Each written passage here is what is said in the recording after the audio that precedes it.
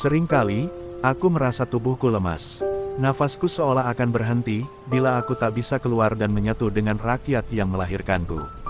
Begitulah isi hati Soekarno, seorang pemimpin besar, yang ternyata sering merasa kesepian di puncak kekuasaan. Bagi Soekarno, rakyat bukan hanya pendukung politik. Mereka adalah roti kehidupan, sumber semangat, nafas perjuangan. Kadang-kadang aku menjadi seperti Harun al-Rashid, berkeliling kota sendirian, hanya ditemani satu ajudan berpakaian preman. Di tengah malam, Soekarno sering menyamar, meninggalkan istana, menanggalkan pakaian seragam dan peci hitamnya. Kadang hanya memakai kemeja, celana panjang, sandal, dan kacamata bingkai tanduk. Dengan begitu, ia bisa berjalan di antara rakyat tanpa dikenali. Aku ingin mendengar mereka berbicara, berdebat, bercanda, dan mencintai. Di sanalah aku merasakan detak jantung tanah airku. Soekarno menyusuri jalan-jalan Jakarta, dari pasar hingga trotoar pinggiran kota. Ia membeli sate dari pedagang kaki lima, duduk di pinggir jalan, makan dari bungkus daun pisang. Momen sederhana itu memberinya kebahagiaan sejati. Rakyat segera mengenalku bila mendengar suaraku. Pernah suatu malam, ia berkunjung ke kawasan Senen bersama seorang komisaris polisi. Soekarno bertanya kepada seorang laki-laki tentang bahan bangunan di pinggir rel. Belum sempat dijawab, tiba-tiba terdengar teriakan seorang perempuan. "Itu suara Bapak, itu Bapak." Dalam sekejap, ratusan, lalu ribuan rakyat berlari mendekat. Soekarno segera diamankan dan dibawa pergi. Malam itu, ia sadar betapa sulitnya menjadi seorang presiden yang benar-benar bebas.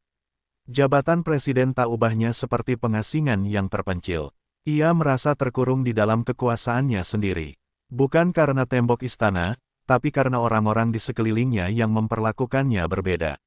Mereka menciptakan pulau kesepian di sekeliling dirinya. Di sanalah Soekarno mulai sadar bahwa kekuasaan bisa memisahkan manusia dari kemanusiaannya. Namun, bila ada kesempatan, Soekarno tetap berusaha menjadi manusia biasa.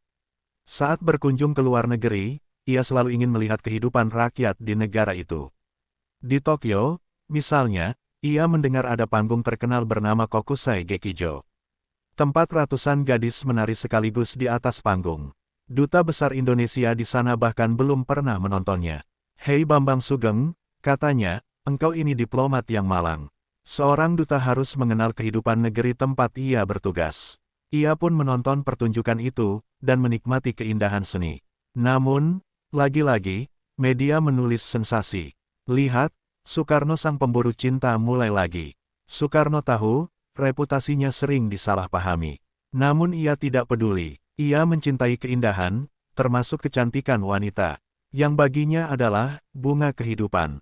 Di Filipina tahun 1964, Presiden Diosdado Macapagal menyambutnya dengan tarian khas, tari lenso. Dua penari wanita mengajaknya menari di tengah acara. Soekarno menolak. Tidak, ia menari dengan sopan. Tapi kilatan kamera langsung memenuhi ruangan. Esoknya, berita pun muncul lagi. Soekarno menari dengan wanita. "Aku mencintai kehidupan," kata Soekarno.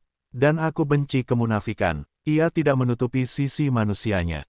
Ia tahu dunia akan menilainya, tapi ia memilih tetap jujur pada dirinya sendiri.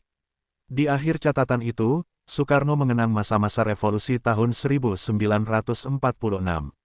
Saat itu ia hidup sederhana, bahkan untuk sarapan pun hanya ada telur rebus. "Lebih besar dari, istri sekretarisku datang setiap pagi hanya untuk membelah telur sarapanku," katanya. "Sebenarnya aku bisa melakukannya sendiri. Tapi melihat senyum seseorang di tengah masa tegang itu membuatku merasa kuat." Dari situ kita tahu, di balik wibawa dan harismanya, Soekarno tetap manusia biasa, yang butuh kehangatan, canda, dan kebersamaan. Bagi dia, rakyat adalah kekasih sejatinya. "Aku adalah milik rakyat. Aku harus melihat mereka, mendengar mereka, dan menyentuh mereka. Sebab tanpa rakyat, aku bukan siapa-siapa." Soekarno bukan hanya presiden. Ia adalah manusia yang ingin tetap merasa hidup di tengah bangsanya.